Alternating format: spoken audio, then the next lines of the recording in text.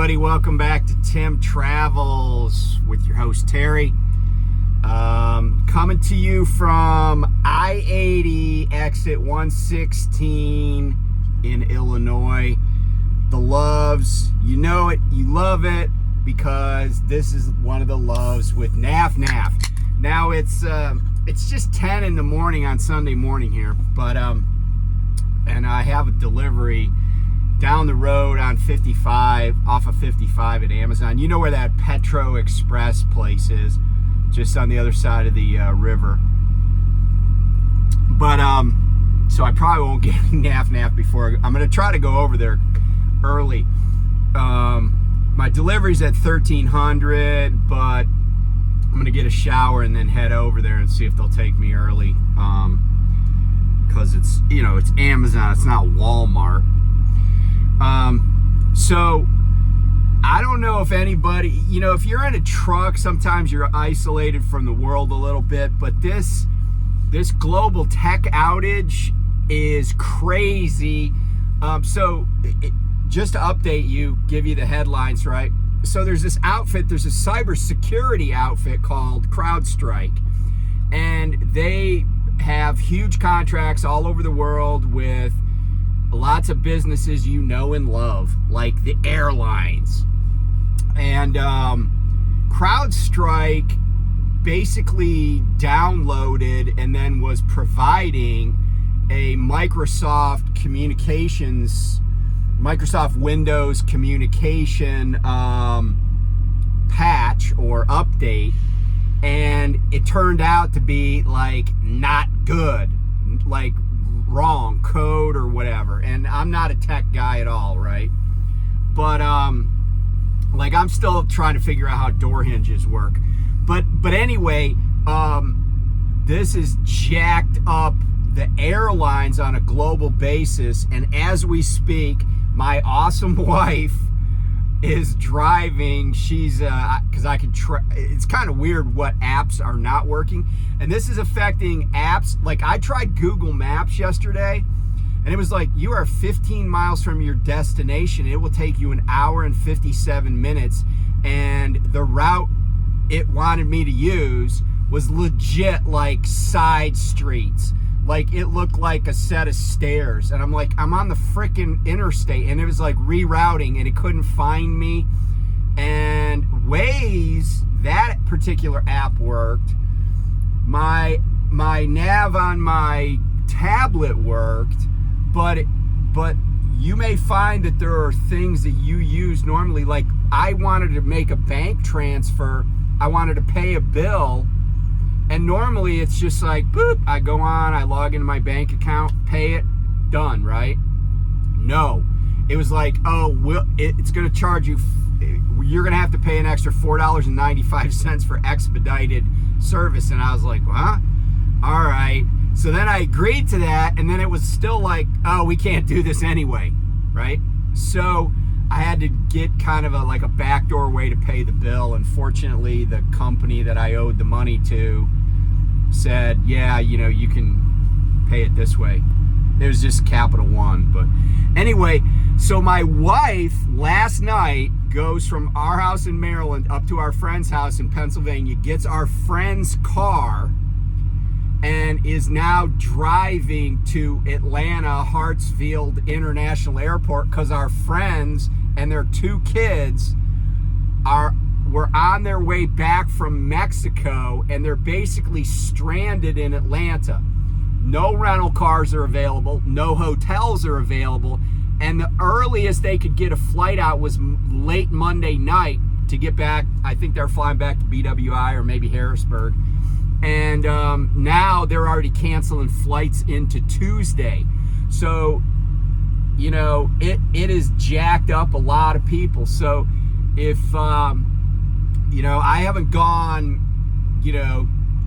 to cash, but just keep in mind that is messing up a lot of stuff right now. And you know, and this kind of brings up the problem of these monopolistic companies, right? It's like one time I bought a computer, right? And this is when I was practicing law. years ago now, because I was pretty new out of law school. But I had set my own practice up, and I bought a computer, and it came with Word Perfect on it. They shipped it with Word Perfect, and I was like, huh? You know, because by that time, this is like in the early 2000s, like maybe 2003. By that time, Microsoft Word had basically taken over the world, and the federal government only used Microsoft Word. Like, everybody was like, okay, we just got to have one system. Kind of like when Beta lost out to VHS. Well, here's the problem, though. When you have that kind of monopoly, and by the way, you know, I dealt with, as a lawyer, Microsoft shenanigans where they had basically stolen technology, right, that was patented, that a company that I represented was using.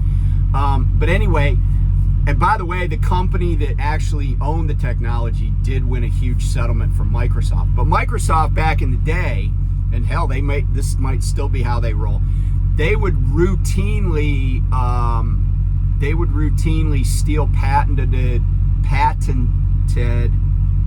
subject matter, and then just be like, well, if you don't like it, you'll have to sue us. And they had every lawyer locked up. I mean, it was really hard to find counsel to represent it's a little bit complicated, but it was hard for me to find a lawyer that could represent the CTO of this company, because Microsoft had so many firms that it hired. They would hire a firm to do one little discrete task out of, say, the Denver office, and next thing you know, you couldn't hire that law firm from their New York City office because it's, you know, conflict.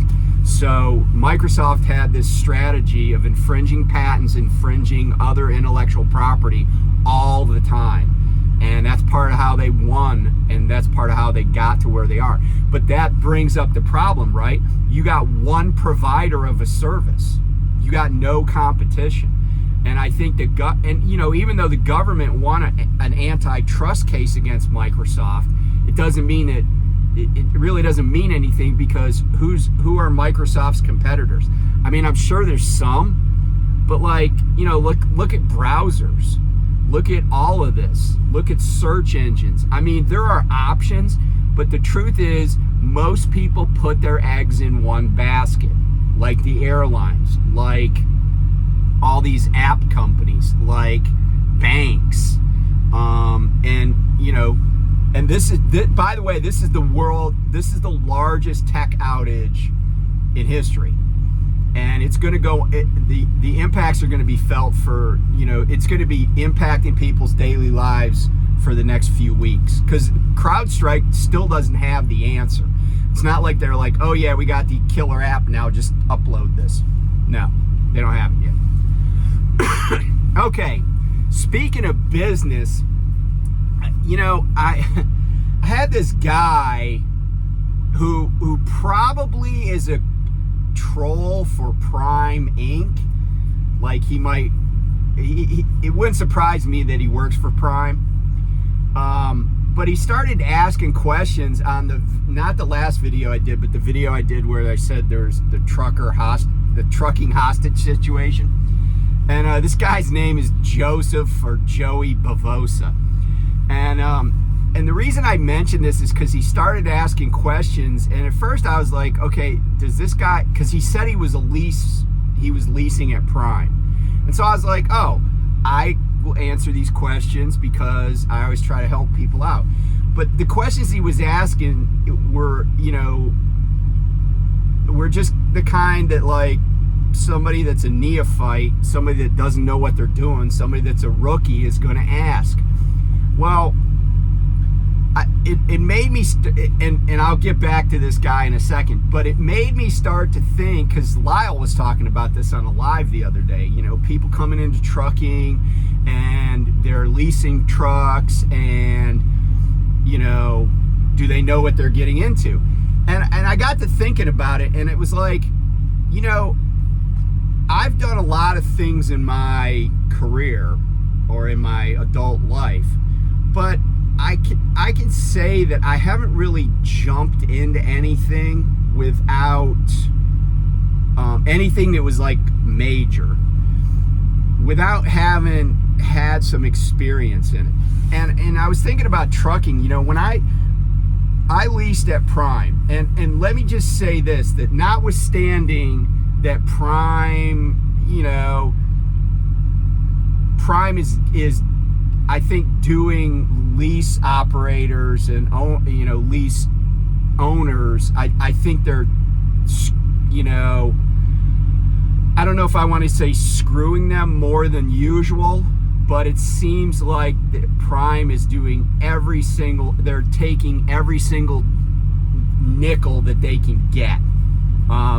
And they're nickel and diming operators. Like Lyle was talking about, like the trailers. Like if there's a trailer that has a flat tire, they're like, well, what happened? Like it used to be that you got a flat tire, they just get it changed, right? They don't ask any questions. But now they're like trying to, as he put it, do a forensic analysis to see if you might be to blame as the operator. You might be to blame for it, and that's kind of a dangerous precedent, because that's what happens at a lot of companies where drivers lease. If the trailer gets a flat tire, well, you had it on your back, you better get it changed. So it's just kind of interesting what's going on. But I'm not really, this video is not really about, how Prime operates, but more how we operate. Because if you think about it, you got these guys, and I'm not here to really pick on anybody, but I'm just here to like ask the question, like, has anybody thought of this?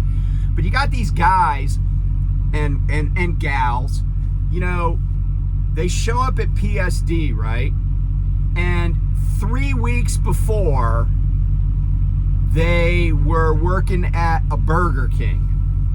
And they show up, and then within a couple of weeks, they get their CDL, which it's hard, but it's not hard, if you know what I'm saying.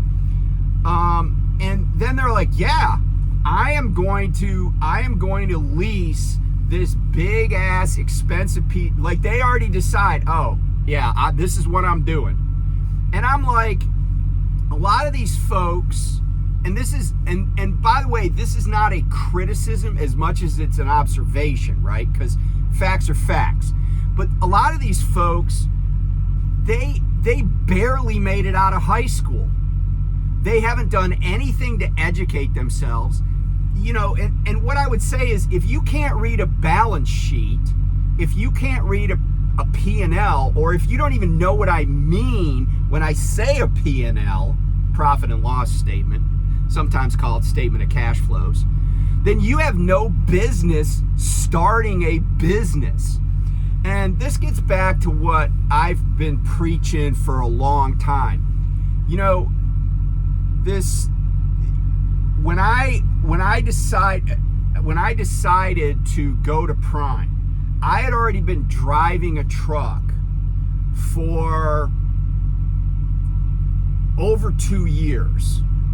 And I had driven a semi truck coast to coast with one company that was a big national company, and then one that was a smaller company. Actually, two that were smaller companies. Now, I hadn't done reefer, so there was a little bit of a learning curve there. But I had driven a 53-foot van. I'd driven, like I said, all over the country already.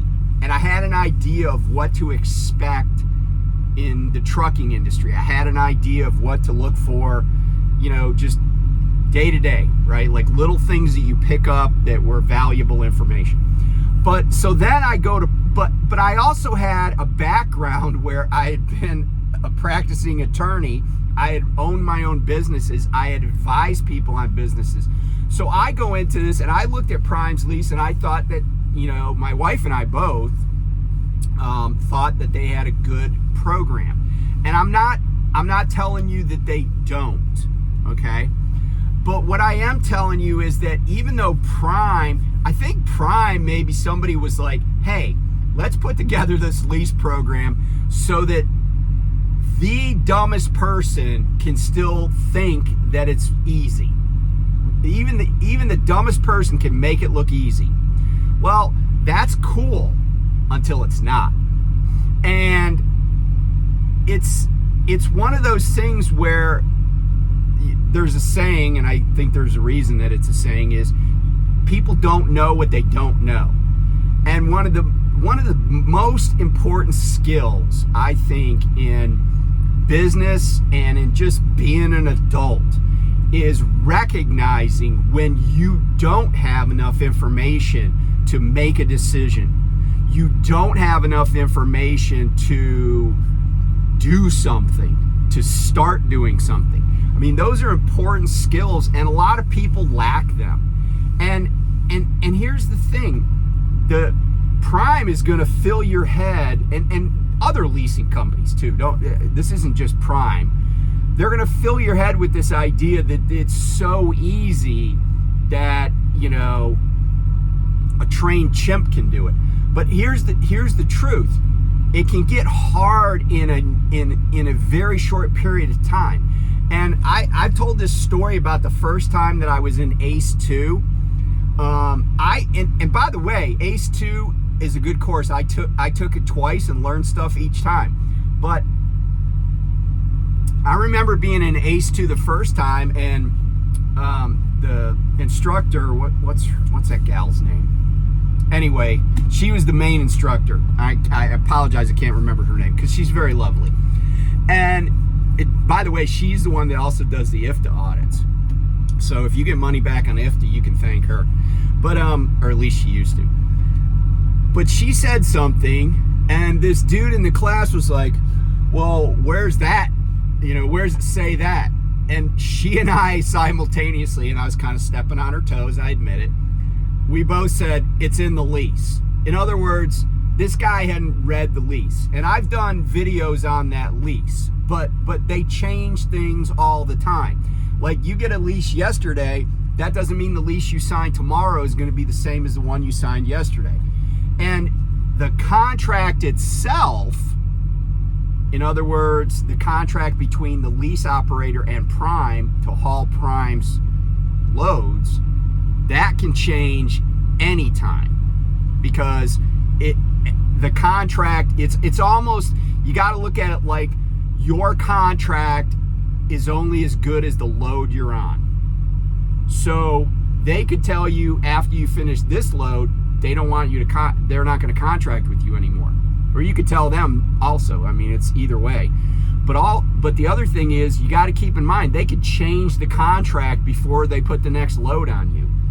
And you know, I think it's pretty clear. It's kind of funny, I'm wearing a Prime shirt today. It's pretty clear that Prime is never, ever going to give the benefit of the doubt to the operator. And if you don't believe me, just listen to No Hippie Trucking and Transportation's last live, where he tells a story about a load that got taken off one of his drivers, and kind of screwed over the driver and screwed over him. And that's standard operating procedure. They don't really care about you. But here's the thing. So getting back to the corporate formalities, I told this story about how Prime was trying to collect on a debt that is owed by a corporate entity that was my employer. And you know, a lot of people set up those LLCs, and a lot of people go to Abacus to do it, but then they don't use the LLC the way it should be used, the way I would use it. And I say that in that I know people that set up LLCs, but then they never had an LLC bank account. They never had, you know, an EIN, or they just did a little bit of window dressing, but they didn't use it.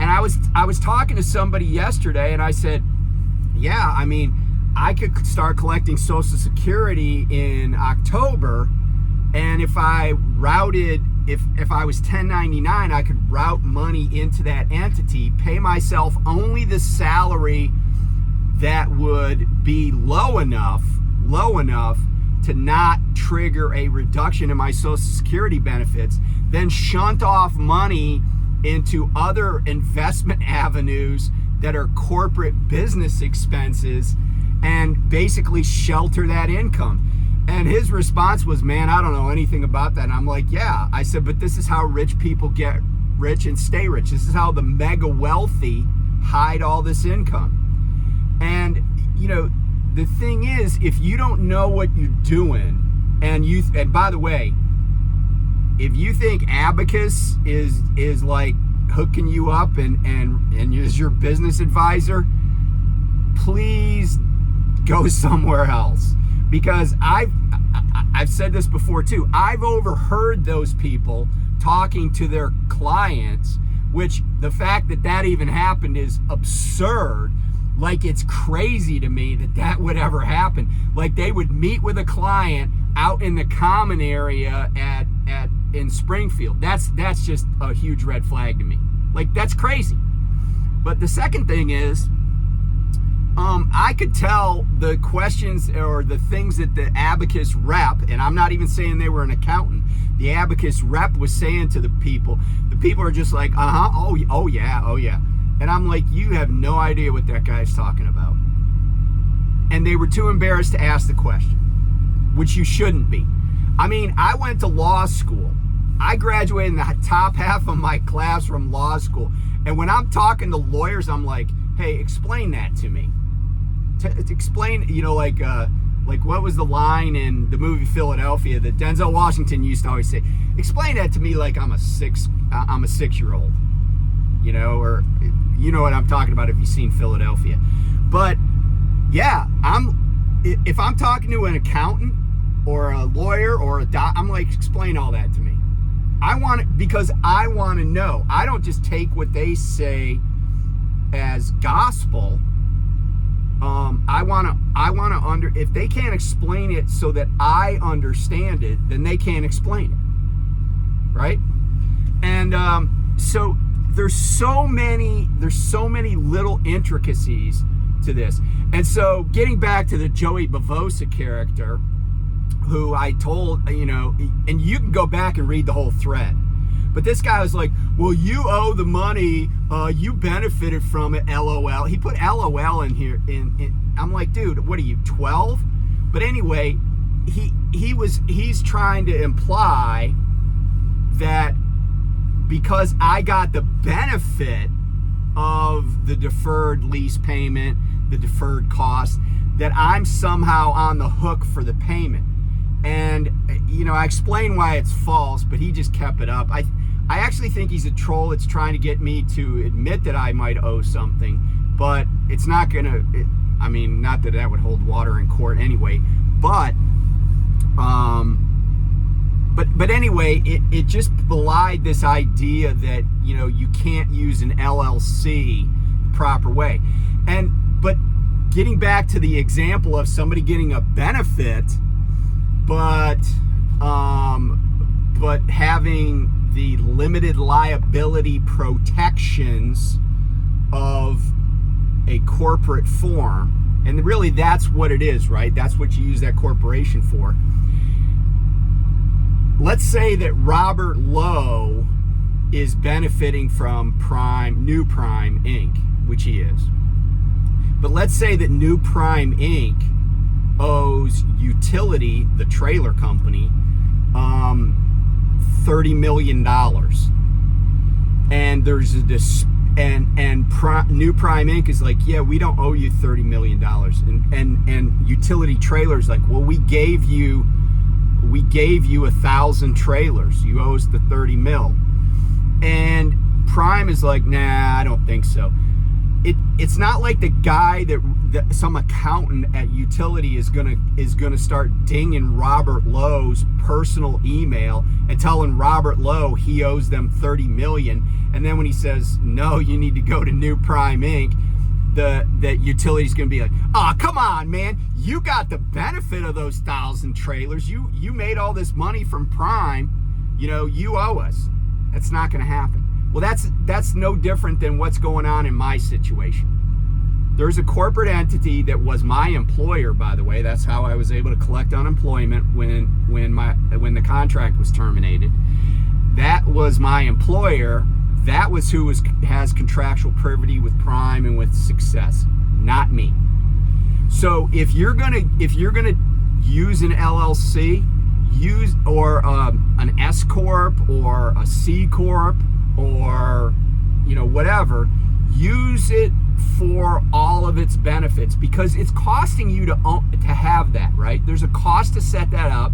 There's a cost to operate it annually. Don't cave in. Use it for all that it's, what AAA has that saying, use it for all it's worth. Use it for everything. I'm constantly thinking of ways to use the system to my benefit.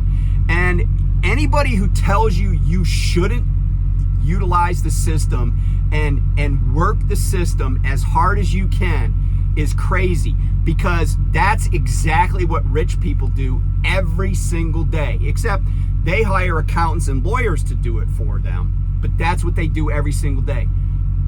Bill Gates did that. That's why Microsoft is the dominant player in the world. That's why Bill Gates doesn't have to work anymore, right? Put yourself in the most advantageous position. Take the hardest line. And I can tell you from having been a collections lawyer, a lot of people will pay debts that the company that's demanding the money cannot prove are their debts. It happens every single day. That's how bill collectors make money. They bully people into doing things that these people, I've seen people, they're like, yeah, I don't know if I owe that, but they said I did. That must be my debt. And they'll just pay it. Don't be a sucker. Don't do that. Use the corporate form for everything that you can and learn about what you're doing. A lot of these people are doing leases, and like I said, they're doing leases, and now the mileage is down to 30,000, so people have even less time to learn what they're doing. And Prime is more than happy to have you pay for your mistakes than them pay for your mistakes. And every time they lease a truck, cha-ching. I turned my truck in, right? We terminated our contract. They leased that truck to some young lady that was on TikTok, and people sent me clips of it. She's already gone.